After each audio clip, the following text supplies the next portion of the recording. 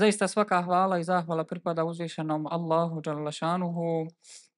Neka je salavat i salam na posljednjeg Božijeg poslanika, miljenika Muhammeda sallallahu alaihi wasallam, njegovu časnu porodicu, vrijedne i plemenite ashabe i tabine, kao i sve njegove sljedbenike do sudnjega dana. Draga braćo, danas živimo u vremenu koji nosi veliki pritisak. Previše se svađamo, a malo praštamo. Malo volimo,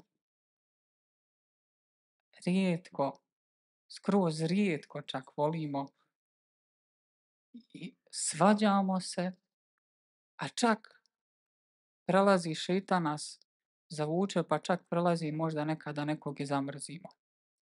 Okruženi smo materijalnim bogatstvom, ali smo prazni iznutra. Kuće su, jel tako, pune, ali nekako kao da su prazne. Svjedoci smo sve više brakova koji se raspadaju. Sve više lijepih kuća, ali i domova koji su razoreni. Šta nam to donosi? Znači, živimo u vremenu punom stresa, problema, brige, tuge i teških bolesti. Mnogi ljudi nose osmijeh na licu danas, ali su prazni i tužni iznutra. Statistike nam govore o porastu u današnje vrijeme, porastu depresije, ali ne trebaju nam nikakve statistike, to mi vidimo i osjećamo oko sebe. Čovjek se, jel tako, trudi koliko može, radi, planira, brine se da učine svoj život i život svojoj porodici da učini ljepšim. I radi ono što je do njega. Ali bez obzira koliko se čovjek trudio, nekad dođe do tog vakta i dođe do te granice kad ne zna šta dalje. Dođe do nekih zatvorenih vrata i ne zna kako dalje. Šta tada uraditi? Šta uraditi kad ne znaš dalje? Šta uraditi kad ispucamo sve adute koje smo imali i kad dođemo do tog kraja? Draga braćo, Islam na ovo pitanje daje veoma jednostavan odgovor.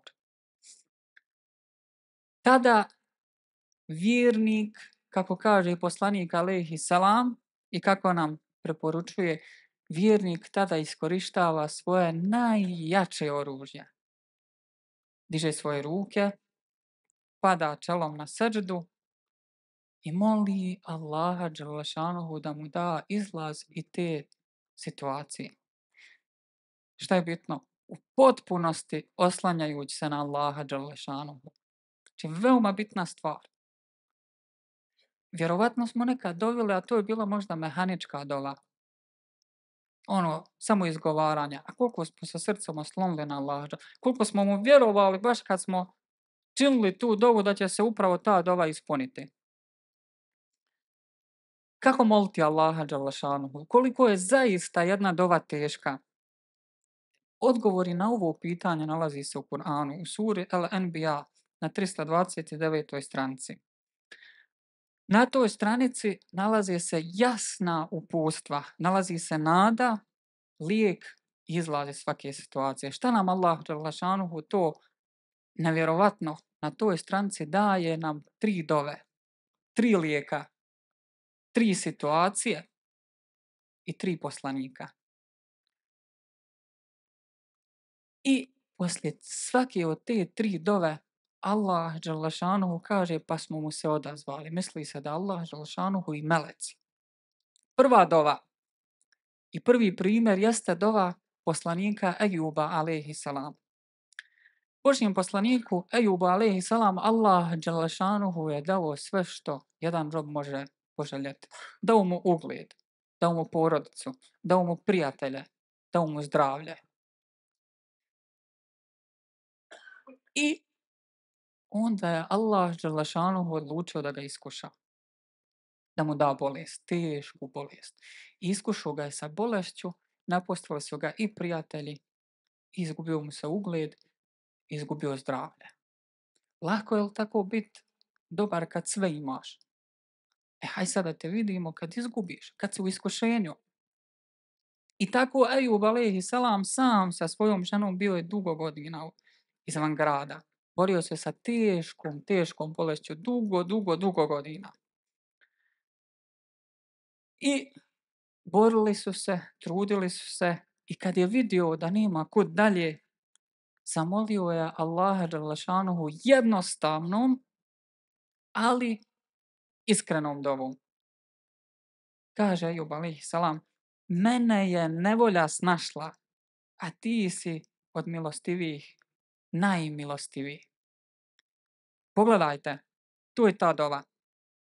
Nema nabrajanja, nema kukanja, samo priznanje slabosti i potpuno povjerenje u Allahu dželle šanuhu milost.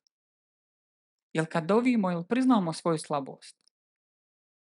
Jel dovimo samo daj mi ono, daj mi ovo, daj mi ono, daj mi ovo? Allahu dželle šanuhu treba priznati svoju slabost. Iako Allah dželle šanuhu naravno zna sve naše slabosti. I tad Ejubu alejhi salam Allah odgovara i Allah dželle šanuhu reče i odazva smo se i nevolju koja ga je morila otklanismo. Draga braćo, koliko smo mi puta imali Ejubovu bol, ali nismo imali njegovu dovu.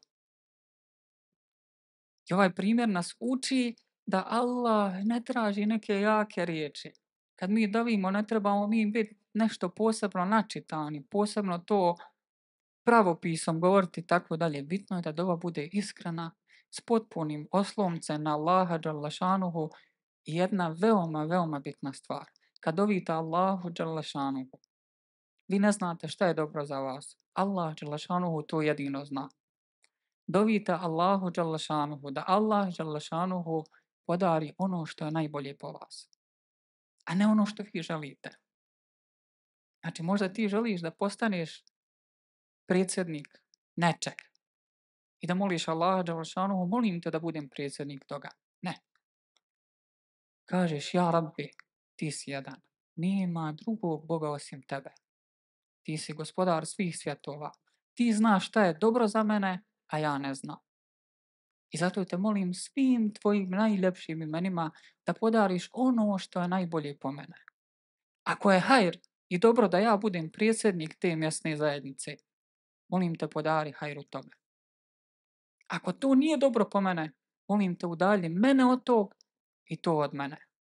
Znači, moliš Allaha dželle šanuhu da podari ono što je najbolje po tebe, bez obzira što ti misliš da bi te možda bilo dobro da ti budeš predsjednik.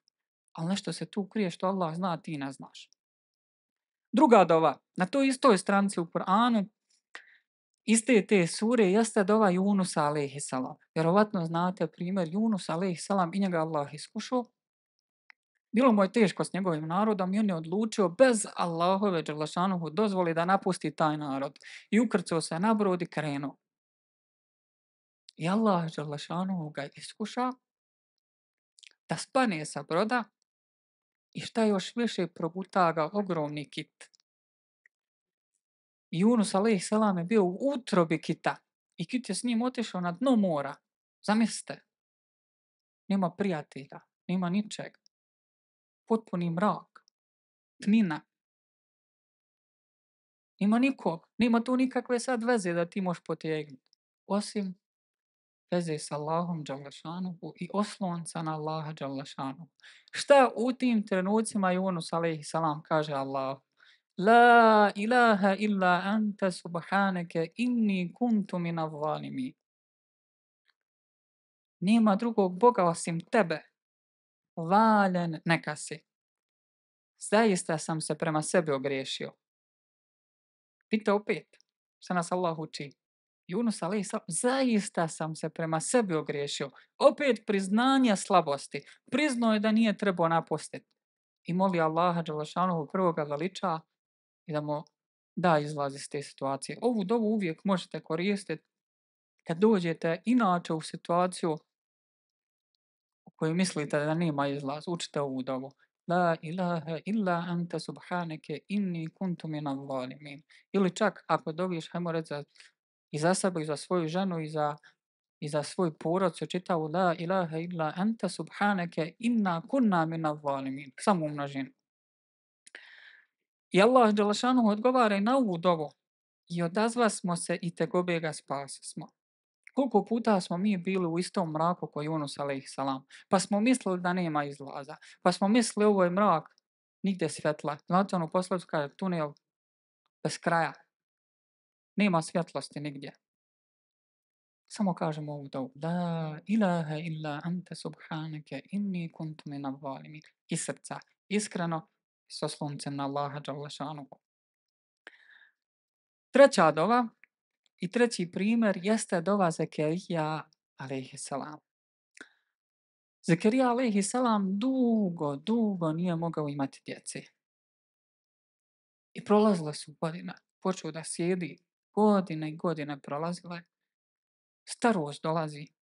I gledao je kako i njegovo tijelo slabi, ali Zekerija nije gubio nadu u Allahovu milost. Nije rekao gotovo je.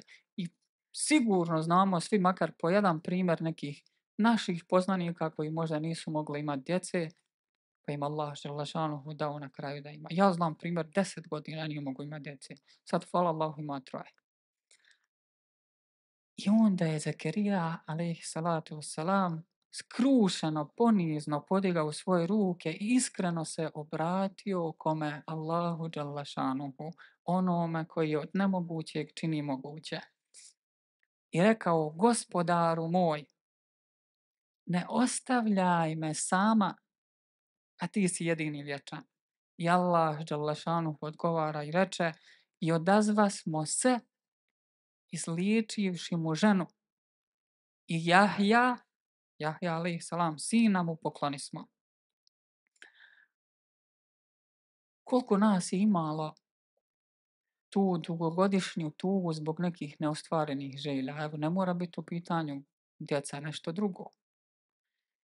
Koliko nas je čekalo odgovor godinama i koliko nas je bilo blizu toga da odustaneš. Nema odustajanja.